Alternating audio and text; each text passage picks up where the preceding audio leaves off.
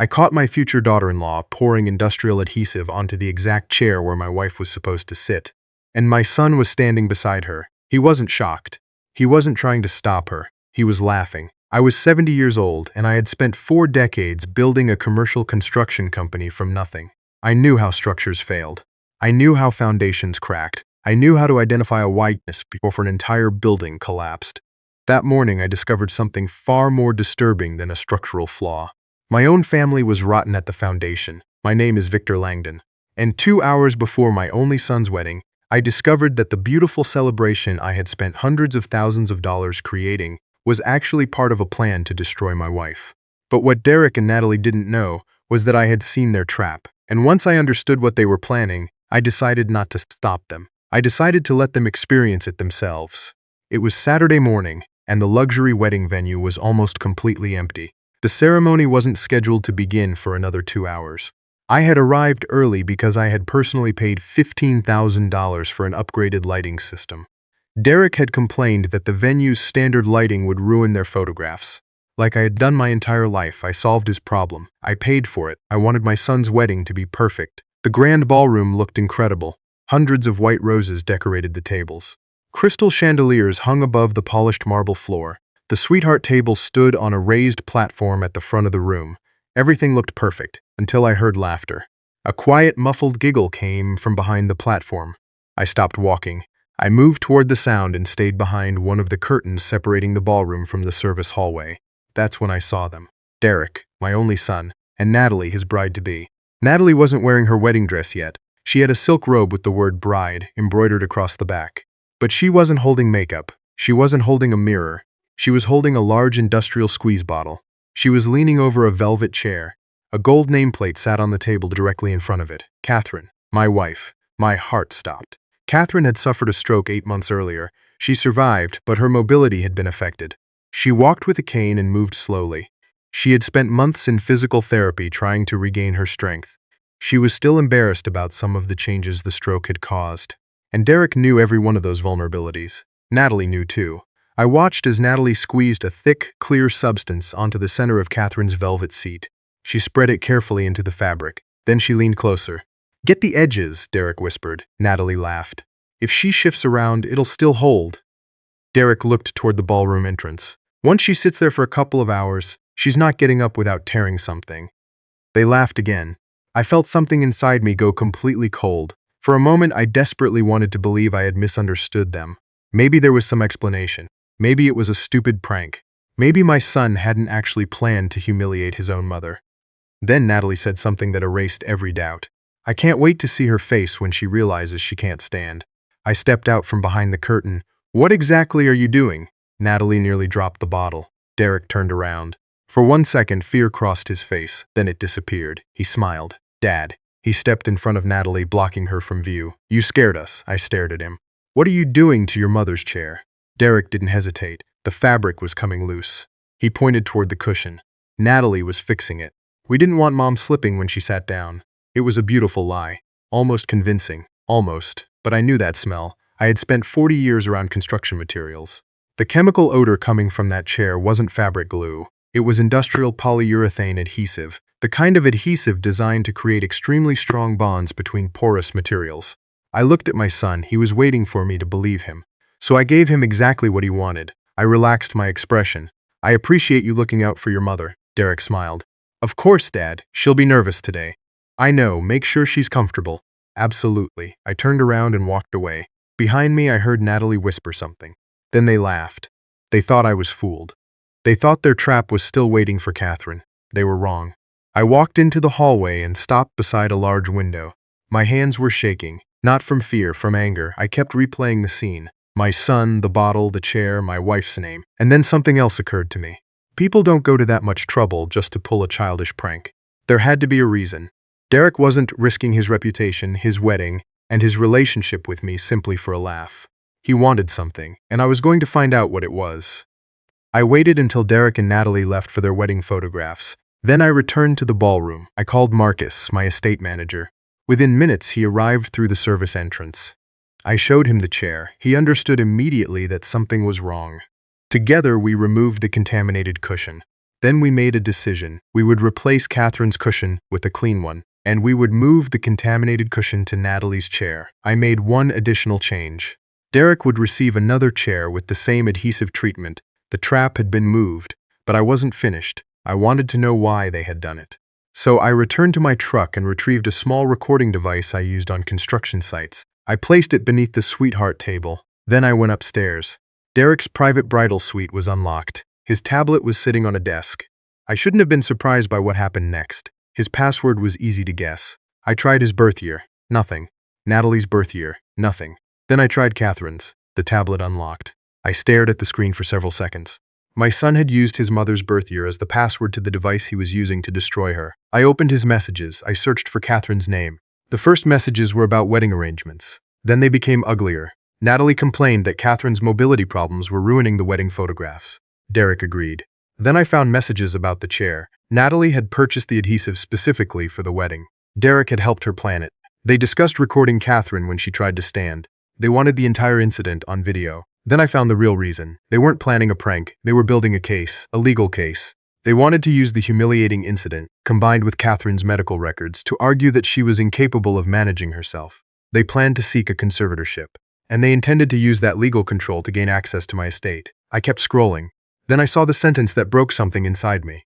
Derek had written, "I can't wait 20 years for him to die." I stared at those words. 20 years, that's how my son saw me. Not as his father, not as the man who paid for his education, not as the man who built the company that gave him his career. I was simply an obstacle between him and his inheritance. I had spent 40 years building an empire. He wanted to steal it before I was dead, and he was willing to destroy his own mother to do it. But there was more. I opened his emails. I searched for conservatorship. Hundreds of messages appeared. He had contacted an attorney. He had collected Catherine's medical information. He had written a false description of her condition. He wanted to make her appear more confused and helpless than she actually was. The attorney had told him they needed evidence, a public incident, something that would make Catherine appear incapable of caring for herself. And Derek had promised to provide it at the wedding. That's when I understood everything. The chair wasn't the goal. The chair was evidence. The humiliation was supposed to be filmed. The video was supposed to become a weapon, and my son intended to use his mother's humiliation to take control of our lives. I sat alone in the bridal suite for several minutes. I wasn't crying. I wasn't shouting. I was thinking. When you've spent your life building structures, you learn an important lesson. You don't repair a foundation by pretending the cracks aren't there. You remove the damaged section, you reinforce what remains, and you protect the structure. I closed the tablet. Then I found something else, invoices. The wedding was supposed to cost $300,000. Natalie had told everyone her wealthy parents were paying for it. They weren't. The invoices were being charged to my company, the florist, the caterer, the venue, the band, even the wedding dress. Everything was being paid through Langdon Commercial Contracting. Derek had created a fake construction project in the company's accounting system. He was disguising wedding expenses as construction expenses. A floral bill had been labeled landscaping.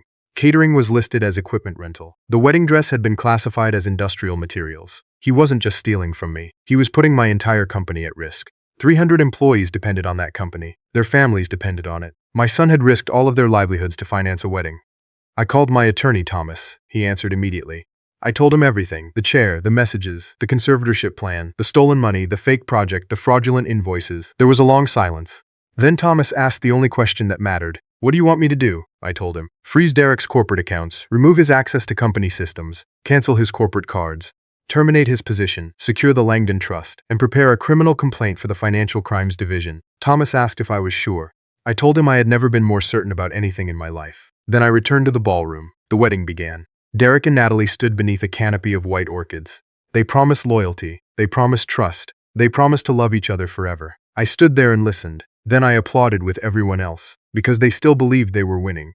Eventually, the reception began. Catherine walked beside me. She was nervous, but she looked beautiful. I guided her to her chair. The clean cushion supported her perfectly. She sat down. She smiled.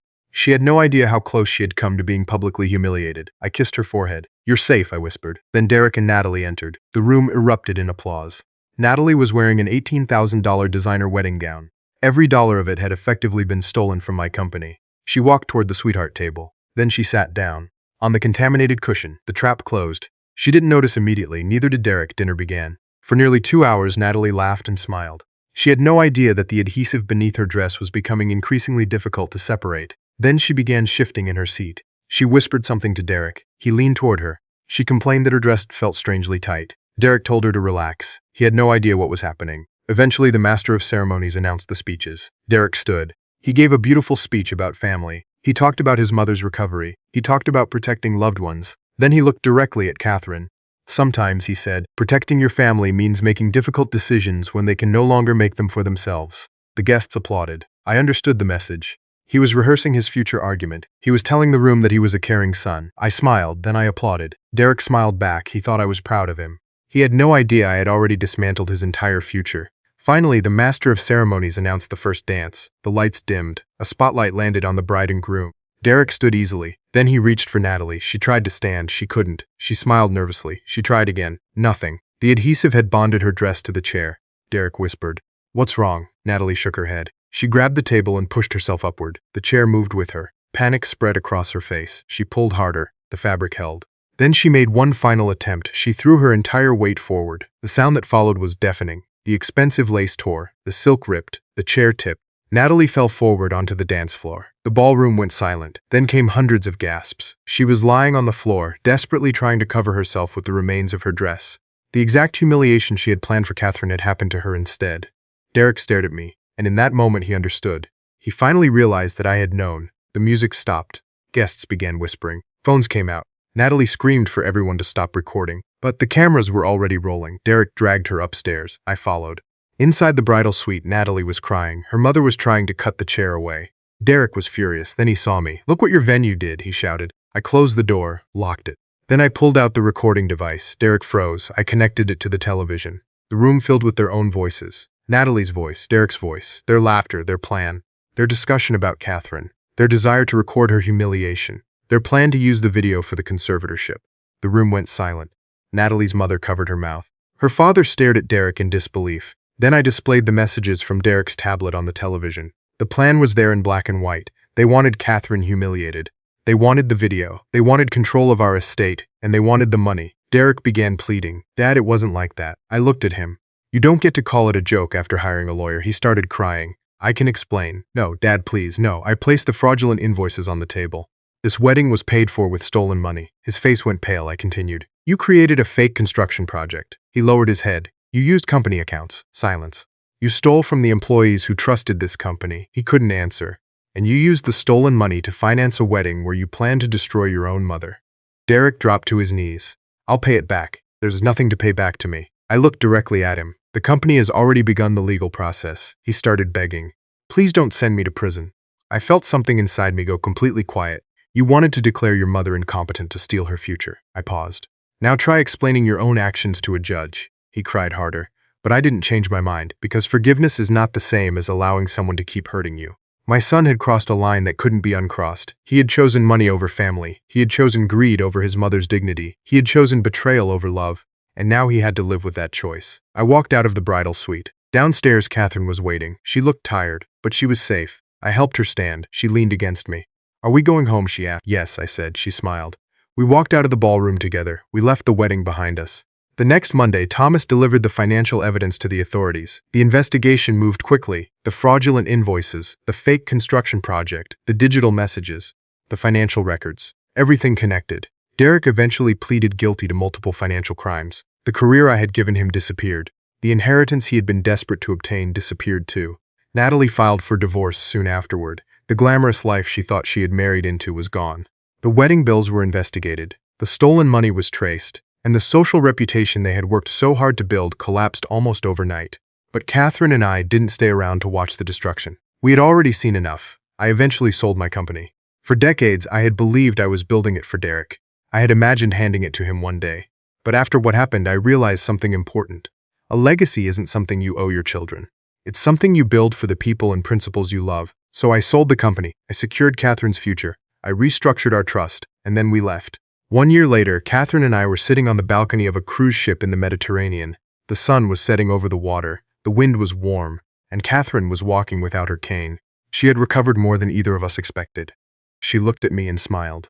For the first time in years, I realized how peaceful life could be without constantly worrying about the people closest to you.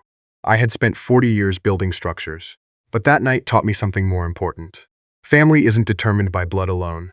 Family is built through loyalty, through respect, through protection, through the decision to stand beside someone when they are vulnerable instead of using their weakness against them. Derek shared my blood, but he abandoned the responsibilities that come with being family. Catherine stood beside me through 40 years of hardship. She never cared about the size of my company. She never cared about the money. She cared about me. And when the person I loved most became vulnerable, protecting her became more important than protecting my relationship with my son. Sometimes the person trying to destroy your peace is someone you spent your entire life trying to protect.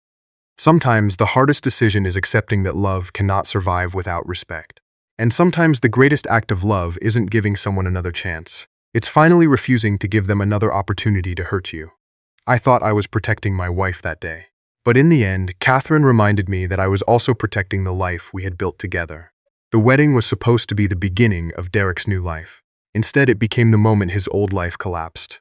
And perhaps that was the greatest lesson of all. When someone builds a trap for an innocent person out of greed, cruelty, and arrogance, they should never assume they are the only ones who understand how the mechanism works. Because sometimes the person who discovers the trap knows exactly where to move the pieces, and sometimes the strongest revenge isn't destroying someone. It's simply stepping aside and letting their own choices destroy them. Catherine and I survived. We walked away. We kept our dignity. And we built a quieter, happier life without the people who had tried to take it from us. So if there's one thing I learned that night, it's this: never confuse blood with loyalty. Never mistake money for love. And never sacrifice the safety and dignity of the people who truly stand beside you just to protect someone who has already chosen to betray you. Because a family built on love can survive almost anything. But a family built on greed eventually collapses under its own weight. And when that collapse comes, make sure you're standing on solid ground.